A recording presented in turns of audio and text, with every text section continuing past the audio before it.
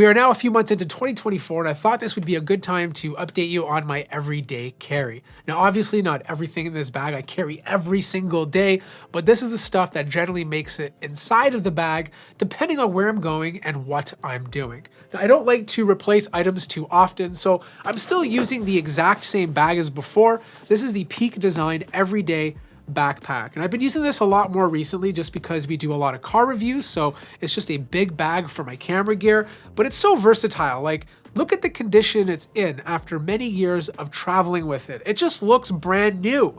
The material is solid, it's water resistant, you have magnets to easily close it, which are still in perfect working condition.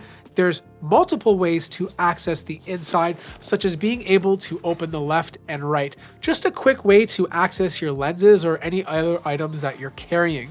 You have these wonderful stretchy pockets, and then you have a spot on the right and left hand side to carry a water bottle or tiny tripod. If you open up the back of it, you have a small little pocket over here, plus 2 spots for a tablet and a 16-inch laptop.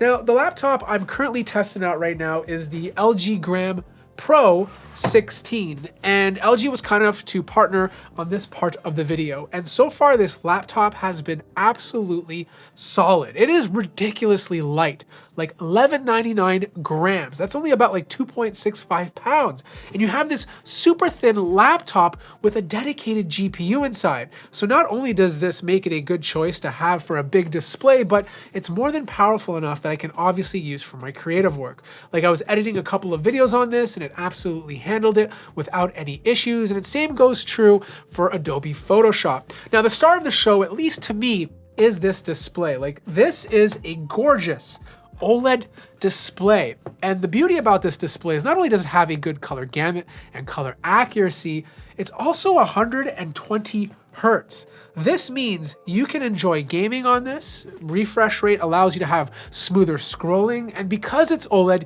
you get those deep dark blacks, which just looks absolutely amazing for content. Now, the thing is, if you are buying this, you also get access to LG Gram Link, which basically allows you to hook up your Android phone or your iOS device and easily transfer files back and forth. If you're interested in checking this laptop out, I'll place a link in the description down below. Third up is the earbuds. I stopped wearing the Beats Fit Pro just because it has a tip and it goes inside my ear canal, and I was constantly having like these very itchy ears. I even got an ear infection because of it, and it doesn't matter how often I'd clean them, my skin just doesn't agree with it. Like, I have very sensitive skin. So I had to switch to earbuds that don't stick all the way inside your ear canal. So AirPods for the iPhone and the Nothing ear sticks for pretty much everything else. These don't irritate my ear canal because they don't go in it. They just kind of sit in the ear, and they're still secure enough that I can run with them. They're still secure enough that I can use them at the gym, and they have enough resistance to like splashes that they're just not gonna break. Now, the sound quality on this is pretty good. It's not the best. I mean, these are only $50 Canadian, but the main reason I bought them was obviously the design. I mean, like, look at these things. These things are absolutely beautiful. Like, there's not a lot of earbuds on the market that look like this. So I just find these to be a nice little addition to my arsenal. Next up on the list is the Asus ROG Ally. This is a Windows gaming console. I just love the size of it. It allows me to just pick it up, turn it on, and game immediately. Right now I'm playing Prince of Persia. I'm about 45% through it. Such a fun game. It's a 2D side scroller, but it's just really well designed and a lot of fun to play with. Battery life is not the greatest on this, about an hour's of use, but the Z1 Extreme inside of here is more than powerful enough to play a lot of games as long as you don't mind dropping the settings a bit. As for the phones, I'm currently carrying 2. iPhone 15 Pro I'll use for iMessage, FaceTime. I use this predominantly at the gym. I don't like carrying big devices when I go to the gym. It just like shakes everywhere in my pocket. The ladies get scared when they see an S24 Ultra in there, so the iPhone 15 Pro is a lot more manageable. In fact, I actually swapped from the Pro Max down to the 15 Pro because I feel like I wasn't missing much, and just having a device that's one-handable is really, really nice. Now, mostly, for the majority of stuff that I do, I'm on the S24 Ultra. Like, this phone has just been absolutely awesome. And I think for me, the biggest takeaway is the display. Not only is it super vibrant, but it's one of the only devices out there that have a display that reduces the reflections. The material they're using inside of it cuts reflections in half. And I absolutely love that. Like once you experience it, it's really hard to go back to a more reflective display. Just reading things on this, the squared form factor makes it easier to type on. Overall, it's one of my favorite bigger phones right now. The next item happens to be a pair of gloves, and I'm probably gonna take these out of my bag in the next few weeks just because the weather is getting a lot more warm. But these have been awesome, you know, like they're thin, they're light, I can squeeze them in my jacket and they don't make my jacket look bulky. But most importantly, they're fingerless. Like when I'm using my phone, I need my fingers. When I'm doing those crazy camera comparisons outdoors and I'm holding the phones up in negative 20 degrees weather, these make a lot more sense because I can actually click the screen while keeping my hands warm. These are very affordable. I think they're worth every single penny if you live in a colder climate. And if you take a lot of camera comparisons in the cold, then you're gonna like these guys. So there's gonna be one guy that asks me about my glasses, and these are the Ray-Ban Leonards. I've been using them for a few years. They've been fantastic. I think they suit my face, they're comfortable, and they help me when I'm sitting on the computer for a very long time editing video or reading. I don't need to wear these all the time. My prescription is not that strong, but these have been very helpful when I'm staring at the screen for hours and hours.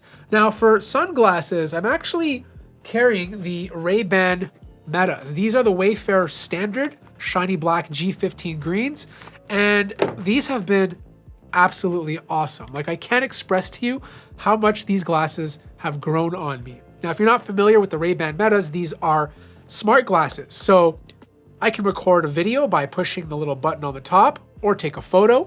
There's speakers built into them so I can like listen to music while I'm walking around or take a phone call. And surprisingly, the speakers are actually really, really good. All the images and videos saved to your phone so that you can access them later. And I find that they're very useful for some of my car videos. Like if I want to do a quick point of view video of me like opening a door or like driving, I don't have to like hold the camera. I can just wear these glasses. They don't shoot for long. I think it's like 15 seconds, but try them for yourself. Like just try them for yourself. I think you're gonna fall in love with them. Plus the case is really cool. Like they look like a normal Ray-Ban's case, but when you open it up, you have a little charging port over here and then a USB Type-C port on the bottom so that you can actually charge these glasses. This is a little camera. It happens to be a new addition to the arsenal as well. It's the DJI Osmo Pocket 3. I love this thing. Like this is so good if you just wanna like go out, not carry a bigger camera with you.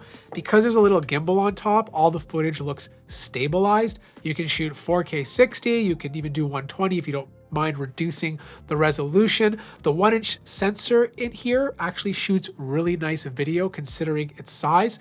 Everything is stabilized, so you can shoot this in vertical or horizontal mode, and it's always going to look nice and smooth. The one thing that's really impressed me though was DJI's color science. It's actually really good. Like you don't have to do too much post color work to make your image look good. It just does it naturally. Plus, if you buy the creator's edition like I have, you also get the DJI Mic 2, which is very handy if you plan on talking to the camera. The smartwatch of choice is the Apple Watch Ultra 2. I love this thing. That's like one of the main reasons I carry an iPhone is just so I can wear the watch. And I've been using it since it came out. I've had zero issues with it. If you have the original Apple Watch Ultra, definitely not worth the upgrade. But if you're coming from an older one and you want a bigger display and really good battery life, this one takes the cake. Out of all the watches that I've used, I feel like the Apple Watch in general still has the best software and experience right now, but hopefully things will change over time. The most important thing is just having a big display, being able to track my steps, and obviously my sleep patterns. As for the SSD, I'm using the SanDisk Pro G40 Portable 2TB SSD. This is basically what I work off of. Doesn't matter if I'm here at the studio or if I travel, this is always with me. This is where most of my footage stays while I'm working on it until later when I back it up. But the reason why I chose this one is because of its durability. Like this thing can take water, this thing can be dropped, this thing can be chucked at someone's head, it's not going to break. But most importantly, the read and write speeds are very good. Like 2700 megabytes read speeds, and 1900 write speeds, which is really fast for an external drive. I say this in every single EDC. Go out and buy a GAN charger. I switch between two. I have a Nomad one, but I also have the Razer USB Type-C 130 watt GAN charger. I mostly carry this one for one specific reason. The Nomad one only has Type-C ports.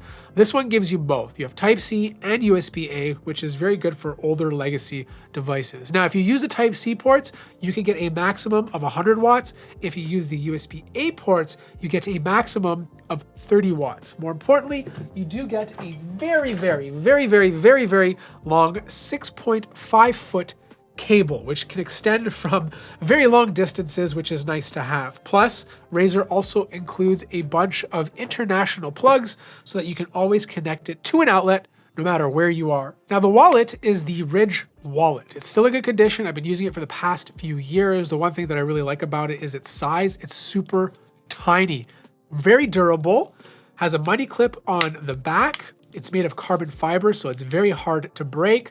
The straps are still in fairly good condition, but I don't think this is my favorite wallet though, because I have about 7 cards in here, and every time I want to take one out, I push this little thing, and then just like trying to select the right card is tough to do. And most of the time I end up taking everything out just to find it. I want to find a very small wallet where I can like select a single card without having to take out most of them. But either way, I'm not replacing it. I spent money on this. I'm going to use it until it's no longer able to be used. As for my little tech pouch, which I carry in my bags, it just keeps a couple of knickknacks. So I have a pen just in case I need to jot something down, a couple of cables, a cable to charge Type-C. You have a lightning cable for, magnetic MagSafe duo charger, which allows me to charge a phone and a watch at the exact same time. You have a pin, just in case you need to pop out a SIM card, and then just some extra cables in general. Overall, it's just a nice little way to keep your cables tidy and your items from flopping around the inside of your bag. So that wraps up my everyday carry for the first quarter of 2024. I'll place links to everything in the description down below. If you think there's anything that can improve my everyday carry, please let me know. And if it's good, I'll be happy to include it in a future one. Like the video if you liked it, subscribe if you haven't already, and I'll see you guys in the next one.